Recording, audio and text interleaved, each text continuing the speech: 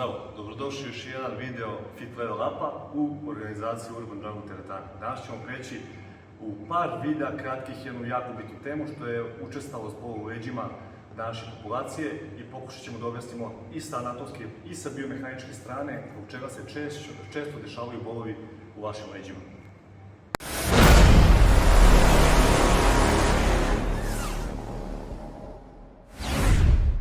Sa anatomske i biomehaničke strane mi ćemo danas objasniti u par kratkih videa kako se ponaša naša dijafragma kao jedan jako bitan organ.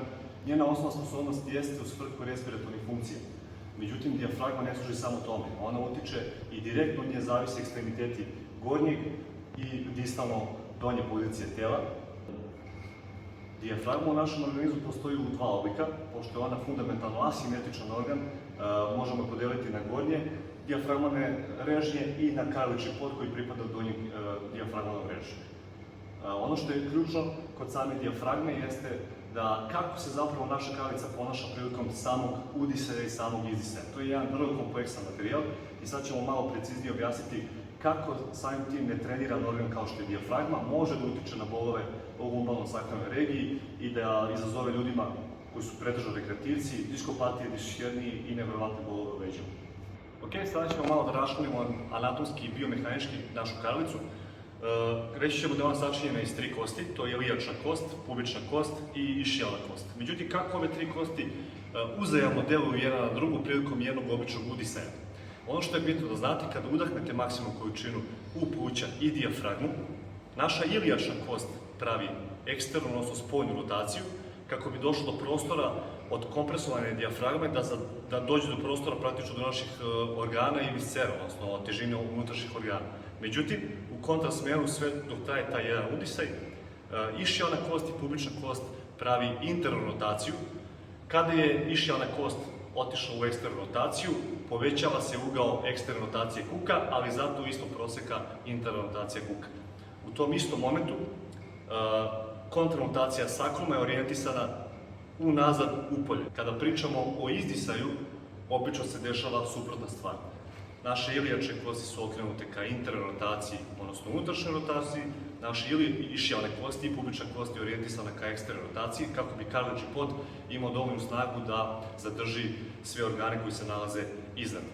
Kada je naša išijalna kost orijentisana ka spoljnoj rotaciji, mi ćemo imati dosta bolju internu rotaciju kuka, ali ćemo imati također ograničenu eksternu rotaciju kuka. Što je bitno kada čitate i dijagnostikujete karlicu, kako birate vežbe u izvođenju takvog skeleta. Što se tiče sakruma, on će otići u notaciju, odnosno bit će orijentisan kao unutra.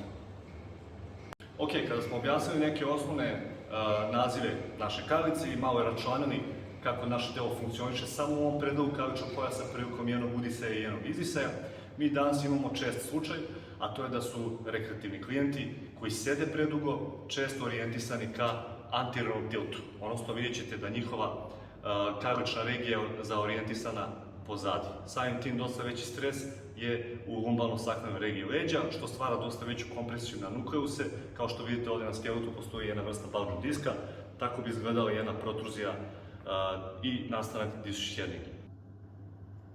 Čest oblik disšernije ili diskopatija najčešće se rešava operativnim putem, međutim mi u našem centru nismo za to. Postoji rešenje i postoje specifične metode kojima vi možete napraviti manualnu dekompresiju. Ako nije velika protruzija diska i ako nije oštećen kompletno nukleus ili zahvaćen nerv, vi možete spasiti svoje leđa od bolova.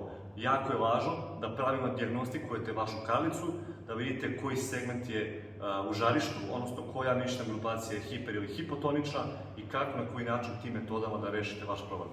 Kada smo prešli osnove naše karlične regije i definisali kako se naša karlica ponaša prilikom udisaja i izdisaja, vidite sami koliko je to kompleksan proces koji se dešava svakodnevno više hiljada puta. Međutim, to nije sve. U nastavku narednih videa mi ćemo objasniti malo detaljnije koliko vrsta anteriornih tiltova i posteriornih ima, to će Laza napraviti jednu temu za vas, i kako se svako od tih različitosti i trenira prema našim klijentima koji nam se javljaju. Hvala vam puno što ste bili u ovom videu, subscribeujte, znači će nam puno i siguran sam da ćete naučiti mnogo, pratit će nas.